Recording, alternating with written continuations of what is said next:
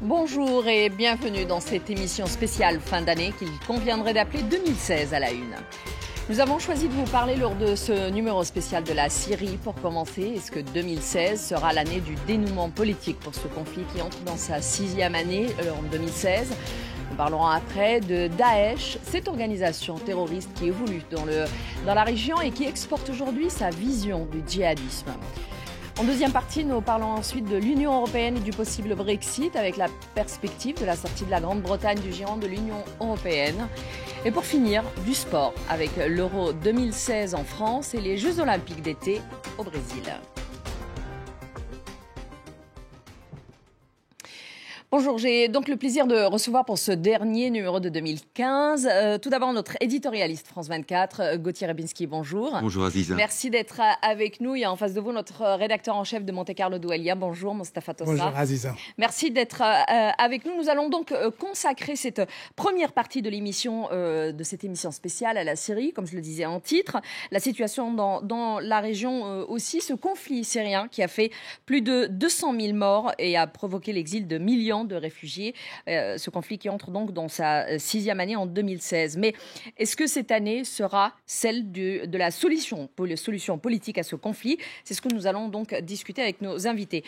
Gauthier, tout d'abord, après la réunion de Vienne, c'était en novembre dernier, pour trouver cette solution, cette issue politique au conflit en Syrie, de nouveaux rounds de négociations ont eu lieu ce week-end aussi à New York, où on sent les pourparlers et où on est surtout cette feuille de route politique et de sortie politique de la crise. Elle reste à l'état embryonnaire d'une bonne intention.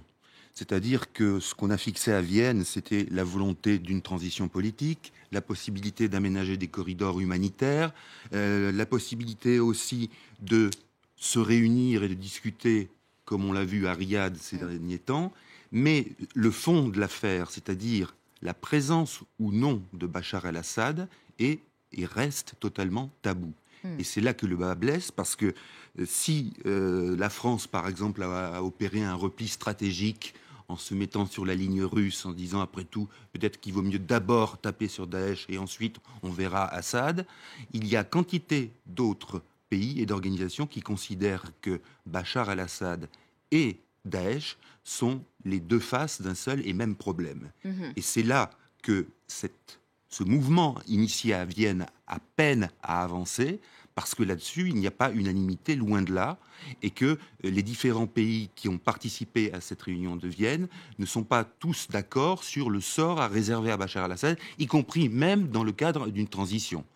Il est évident que quand vous savez que c'est le régime de Bachar el-Assad qui a fait le plus de morts, encore plus que l'organisation État islamique, ce qui n'est pas excusé cette dernière, mais a fait plus de morts depuis 2011 que l'organisation État islamique, il y a quand même quelque chose qui doit donner à réfléchir sur la participation de ce personnage à ce qu'on appellerait une transition politique. Et je termine en disant qu'une transition politique, quand elle se fait sous le feu des armes et des bombardements, elle est encore plus délicate, encore plus difficile, et donc on n'en est pas beaucoup plus loin. On va attendre New York, et ce que New York va donner, va peut-être livrer comme message, mais on n'en est pas encore très très loin par rapport à Vienne.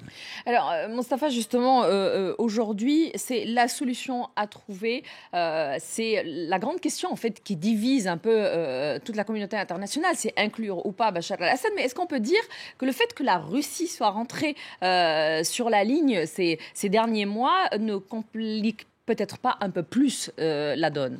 Oui, c'est vrai que la Russie et Vladimir Poutine a introduit un nouvel élément dans ce conflit syrien, à savoir que Bachar el-Assad, qui était stigmatisé, qui était critiqué par l'ensemble de la communauté internationale, a trouvé en Vladimir Poutine un allié public qui le défend dans les forums internationaux, notamment dans les réunions de l'ONU. Alors, la question est de savoir, est-ce qu'en 2016, on verra le départ, on assistera au départ de Bachar el-Assad? Ça, personne ne peut s'engager dans cette voie, parce que Bachar el-Assad, ça fait 5 ans qu'on annonce son départ. Je me rappelle que de quelques analyses, notamment du Quai d'Orsay, qui a annoncé la chute du régime de Bachar el-Assad et le démantèlement du régime de Bachar el-Assad et son départ.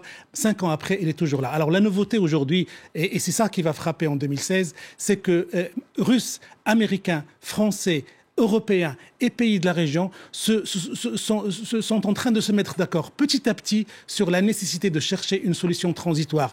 Alors toute la question est de savoir est-ce que Bachar al-Assad fera partie de cette solution transitoire ou l'issue de cette solution transitoire doit aboutir au départ de Bachar al-Assad. Donc il y a tout un jeu, diplomatique, il y a tout un effort de négociation qui est en cours en ce moment et dont on verra les fruits en 2016. En tout cas, Bachar al-Assad semble rassuré pour le moment du soutien de ses amis russes, chinois et autres, et d'une certaine forme de compréhension de la part des Européens, notamment des Français. François Hollande récemment l'a clairement dit, le départ de Bachar al-Assad n'est pas une priorité, par contre la guerre contre Daesh est une priorité. Alors justement, parce que c'est ce que vous disiez Gauthier, c'est qu'il y a eu quand même un changement dans la position française vis-à-vis de la Russie, mais vis-à-vis de la manière avec laquelle on approche ce conflit. Il y a aujourd'hui Daesh sur place, une organisation qui a menacé la France, qui menace la France et qui a fait des victimes en France.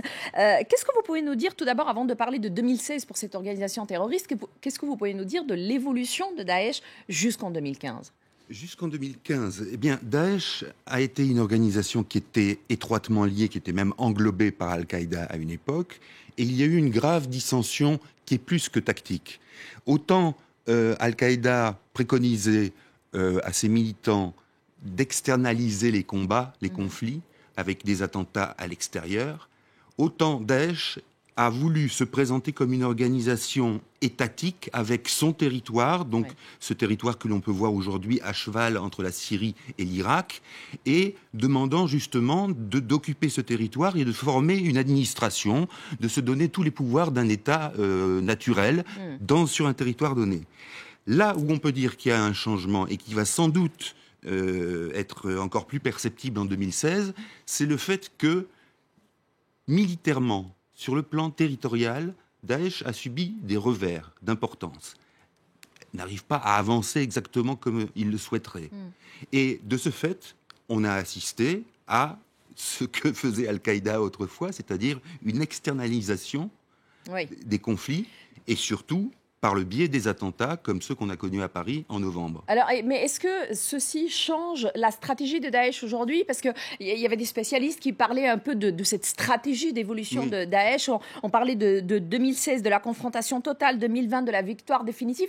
Est-ce que ça a changé depuis là et depuis peut-être toute cette intensification des frappes aussi de la coalition internationale avec la France, les États-Unis, etc. Est-ce qu'aujourd'hui, 2016 représente un point aussi important qu'il l'était dans la stratégie initiale de Daesh ? Très certainement, parce qu'il y a là une question de survie pour eux. C'est-à-dire que on va en venir aussi au sujet tabou qui est celui de troupes au sol contre Daesh.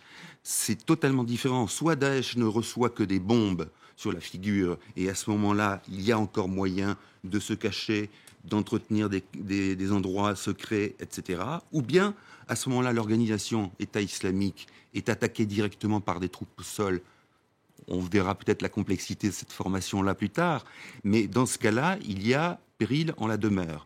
Et l'année 2016, prévue comme importante pour Daesh, pourrait se retourner effectivement contre elle.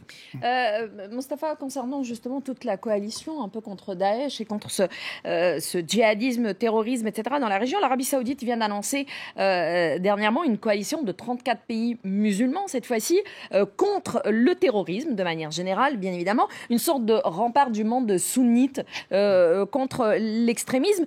Est-ce que ça répond juste à une demande de l'Occident qui trouvait quand même un peu bizarre la position de l'Arabie Saoudite vis-à-vis de Daesh essentiellement, et surtout est-ce que ça peut donner vraiment quelque chose, puisque Riyad, jusqu'à maintenant, manquait quelque part d'engagement vis-à-vis de Daesh. Oui, c'est vrai qu'on a été tous surpris par l'annonce de cette coalition composée de 34 pays sunnites.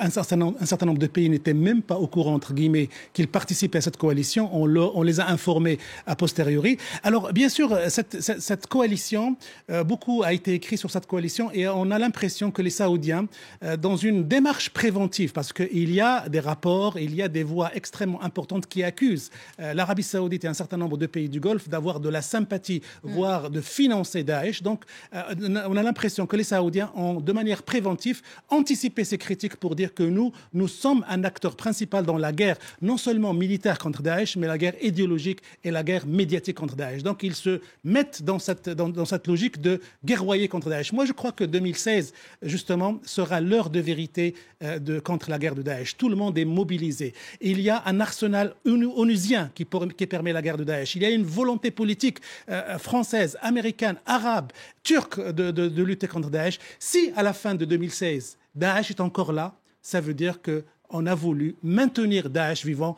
pour servir un certain nombre d'agendas. Alors, cette coalition, Gauthier, c'est un coup de pub, parce que l'Arabie Saoudite, elle est officiellement déjà dans la coalition contre Daesh, sauf qu'on a bien vu qu'elle avait déserté le ciel syrien pour s'occuper un peu plus du Yémen avec des rebelles plutôt chiites cette fois-ci. Non, tout à fait. C'est un coup de pub, mais en même temps un coup stratégique. C'est-à-dire que le projet de Riyad, c'est de se débarrasser de cette image de matrice idéologique du djihadisme.